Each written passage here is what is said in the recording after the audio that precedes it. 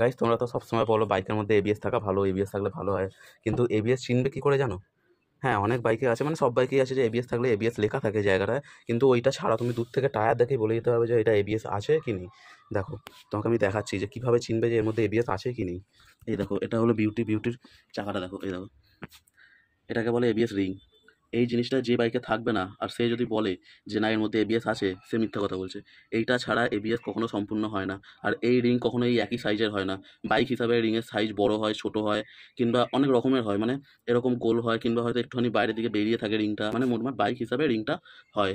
কিন্তু রিং থাকবেই, যে বাইকে এবিএস থাকবে ওই বাইকে রিং থাকবেই। যেমন বিউটির সামনে এবিএস আছে, পেছনে কোনো এবিএস নেই, সেই জন্য সামনে রিং আছে, পেছনের চাকাটা আমি দেখাচ্ছি, পেছনে কোনো রিং নেই। আবার এই দেখো, সুইটির দেখো, সুইটের রিংটা কত বড় দেখছো? যেমন তোমাদের এক্ষুনি বললাম যে বাইক হিসাবে রিংটা বড় ছোট হয়। এটা হলো সুইটের রিং এত বড়, আর এটা হলো বিউটি রিং এত ছোট। এর আবার ডবল চ্যানেল এবিএস আছে, এর পেছনেও এবিএস আছে। চলো তোমাদেরকে দেখাই যে এর পেছনে এবিএস আছে আর এর পেছনে কোনো এবিএস নেই। তো এই দেখো, বিউটির পেছনে কোনো এবিএস নেই, দেখো কোনো রিং নেই, দেখেছো? এই দেখো, কোনো রকম রিং নেই। কিন্তু সুইটির দেখো পেছনে এবিএস আছে, এই দেখো, এই রিং আছে। তার মানে এর মধ্যে এবিএস আছে, এর সামনে পেছন দুটোতেই এবিএস আছে। আর এর পেছনে এবিএস নেই, কিন্তু সামনে এবিএস আছে। এবার থেকে যদি তোমার গাড়িটা দেখে মনে হয় যে এর কোনো এবিএস নেই, যদি তোমার সন্দেহ হয়, তাহলে সবসময় এই চাকাটা দেখবে, চাকাটা দেখলেই তুমি বুঝতে পারবে যে এর মধ্যে এবিএস আছে কি নেই। যে কোনো গাড়িতে এবিএস থাকলে এই রিং থাকবেই, 100% থাকবে, কারণ ওই রিং ছাড়া এবিএস কখনো হয় না। আর এবিএস এর কাজ তো তোমরা জানোই, ওটা তো বলতে হবে না।